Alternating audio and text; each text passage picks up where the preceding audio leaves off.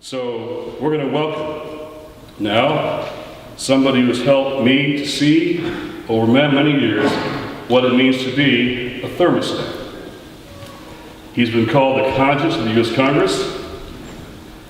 He was the son of a sharecroppers outside Troy, Alabama.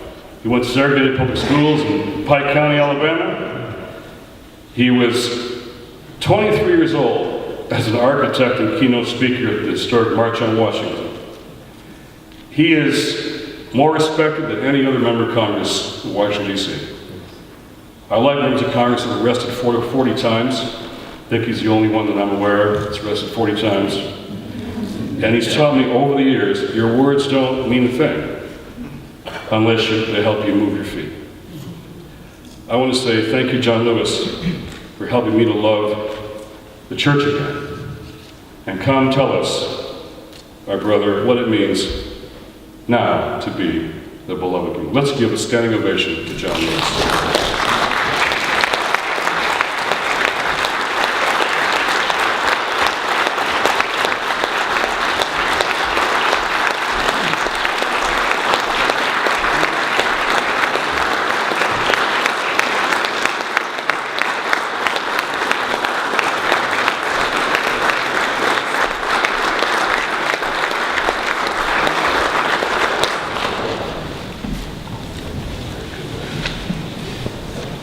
It is good to be in the house of the Lord one more time.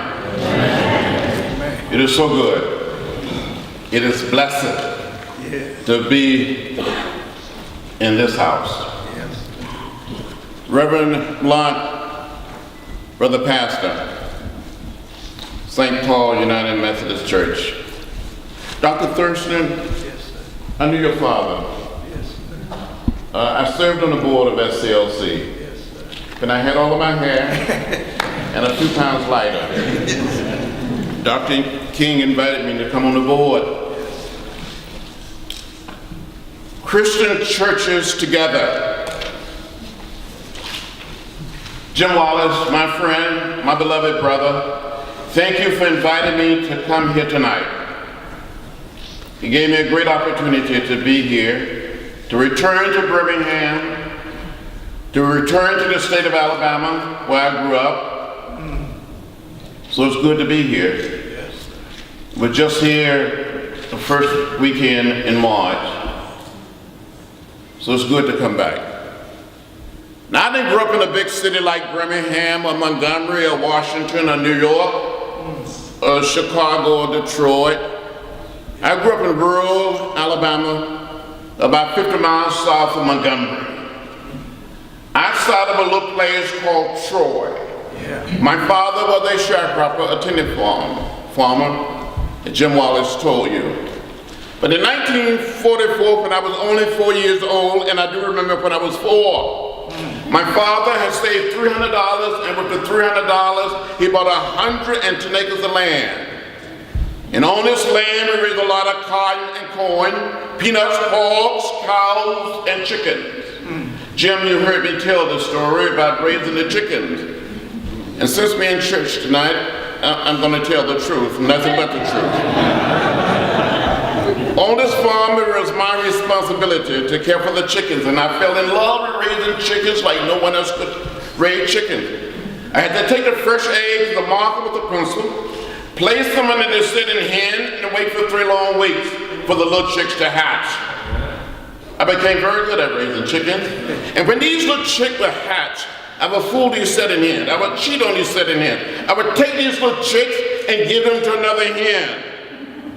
Or put them in a box with a lantern. I know some of you good Christians are saying, now John Lewis, why do you mark those fresh eggs with a pencil before you place them under the setting hen? Well, from time to time, another hen would get on that same nest and there would be some more eggs.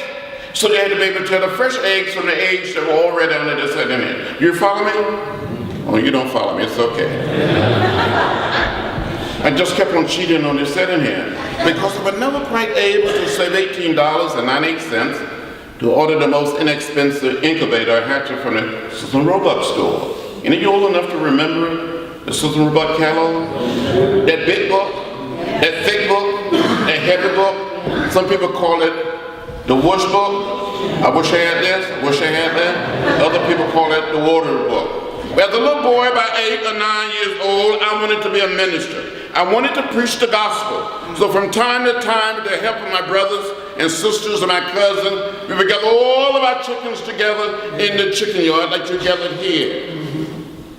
And my brothers and sisters and cousins would line the outside of the chicken yard.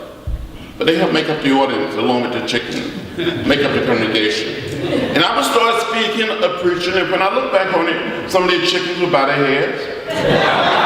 Some of these chickens would shake their heads.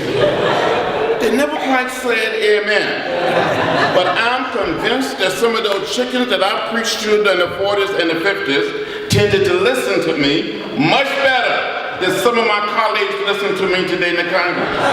As a matter of fact, some of those chickens were just a little more productive. At least they couldn't say